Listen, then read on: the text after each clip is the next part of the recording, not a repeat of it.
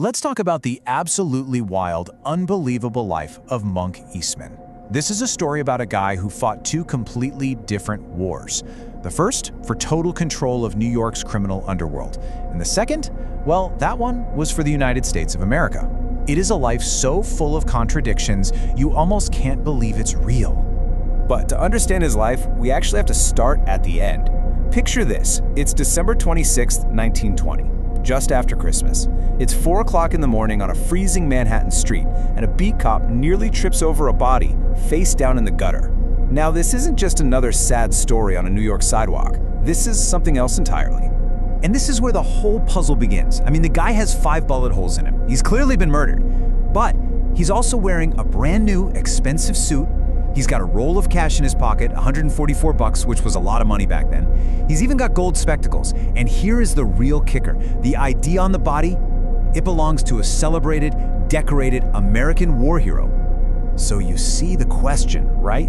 It just hangs over everything. How in the world does a man who was once the most feared gangster in all of New York, a guy who led a private army, how does that guy become a war hero, only to end up shot dead in a gutter? Yeah, let's unpack that. To get the man, you've got to get the world that made him. And for that, we have to go all the way back to the beginning, to his kingdom, the Lower East Side of New York City. So at the turn of the century, the Lower East Side, it was just one of the most crowded, roughest places on the entire planet. Try to imagine it. Thousands of tenement buildings crammed together, the streets are just overflowing with people, with filth, with desperation. And in a world like that, there's no real law. There were only gangs. And the gangs, they owned everything. And into this brutal world comes Edward Eastman. His dad was a Civil War vet who just up and left the family. Monk himself, he was short, maybe 5'6", but he was built like a fire hydrant, just solid muscle. His face looked like a roadmap of old fights, scarred all over, broken nose, cauliflower ears. He made his name as a sheriff at a local dive, supposedly carving a notch in his club for every single skull he cracked. But here's the first huge contradiction about Monk Eastman. This absolute monster, this terrifying brawler, also ran a pet shop, and he genuinely loved animals. People would see him walking down the street with a pigeon on his shoulder, cats just trailing behind him. He'd put a man in the hospital over a $5 debt, sure, but he would beat another man senseless for just kicking a dog. And from this reputation for violence and this weird soft spot, he built an empire. He was backed by the corrupt Tammany Hall political machine, and at his peak, he commanded a private army of thieves, thugs, and killers that was probably around 1,200 men strong. With that army, he controlled every illegal racket east of the Bowery. Of course, every king has a rival, and Monk's rival controlled everything west of the Bowery.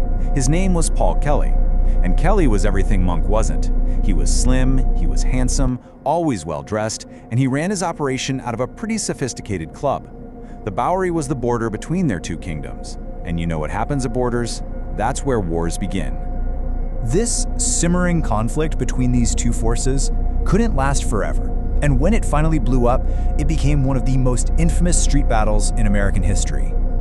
On September 15th, 1903, the streets of the Lower East Side literally turned into a war zone. For 4 straight hours, nearly 100 gangsters from Monk's crew and Kelly's crew waged an all-out battle for control. It all went down right under the elevated train tracks on Rivington Street. Gangsters were taking cover behind these huge iron support columns, and the only light was just the flash of their pistols. Bullets were ripping through tenement windows while terrified families were hiding on their floors. And when the police finally dared to show up, both gangs stopped shooting at each other just long enough to open fire on the cops. It was just complete bloody chaos.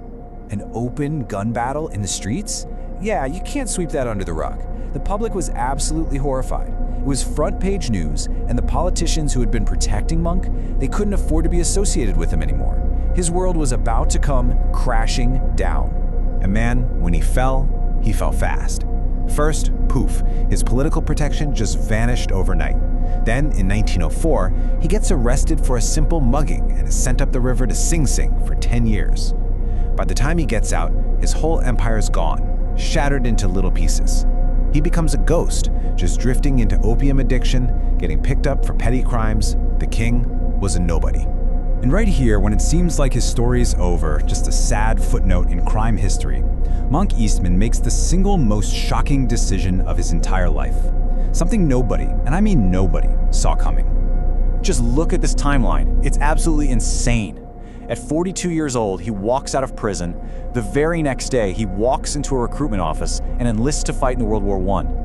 A year later, he's in the trenches of France. By 1919, he's marching down Fifth Avenue in a hero's parade, and the governor of New York grants him a full pardon. I mean, you couldn't make this up. You know, his fellow soldiers were terrified by the constant artillery fire. Who wouldn't be? But when they asked Monk how he stayed so calm, he gave this legendary answer. He told them he'd already fought the Battle of New York, and that was worse. In a way, his whole brutal life on the streets had been basic training for the Western Front. And he wasn't just some soldier, he was a phenomenon. He'd crawl out into no man's land alone, volunteering for the most dangerous missions. He carried wounded guys back to safety. At one point, he even escaped a field hospital, barefoot, just to get back to his unit for a big attack. The men who served with him didn't just respect him, they absolutely worshipped him. So the war ends. Monk comes back to New York a pardoned man, a celebrated American hero. You'd think this is where the redemption story sticks, right? But redemption, it doesn't always last.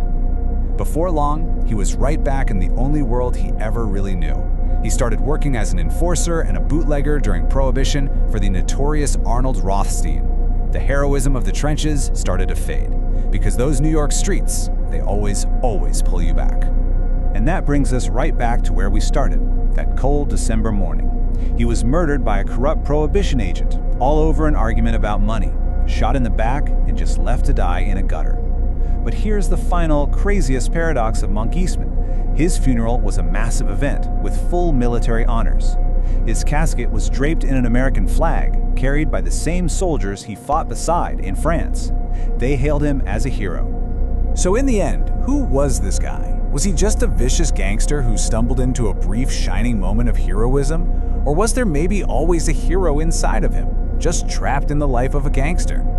Honestly, that's the question that makes Monk Eastman's story one of the most fascinating and contradictory tales in all of American history.